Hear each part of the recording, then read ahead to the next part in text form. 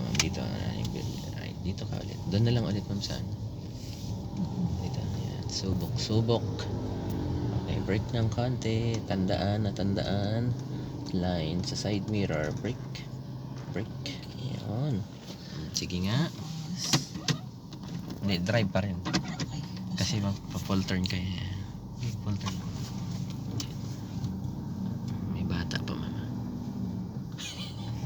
Yan. Stop. Tingnan nyo dito, ma'am. Basta pag, ayun na, yung line lumabas na eh. Ibig sabihin yun na yun.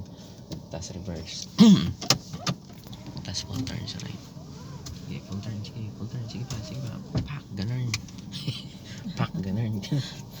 Yan. Sige lang. Basta line mo na at saka stopper. Sige lang. Gas pa mo tayo.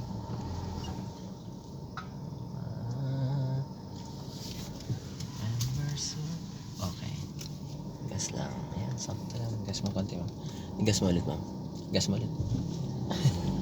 Bitin. Okay, lakas mo. Di na masigas. Sige pa. Ang gawin mo, ma'am, i-lift mo konti manibela mo para ayan, ganyan. Gas pa kayo. Okay. Pag nag-diagonal kasi aakyat yan eh. Okay. Sige pa. Nabibitin din yung gasolina. Okay na yun. Gas pa. Ayan. Brake pa. Ayan. Straight mo ulit yung manibela.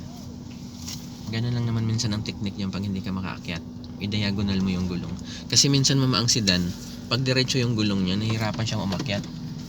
Kaya ang gawin mo doon, iikot mo siya. Ganun mo yung gulong. Kasi mas madali siyang umakyat pag naka-diagonal yung gulong niya. Pero pag naka-straight, hindi. Mahina yung kapit niya.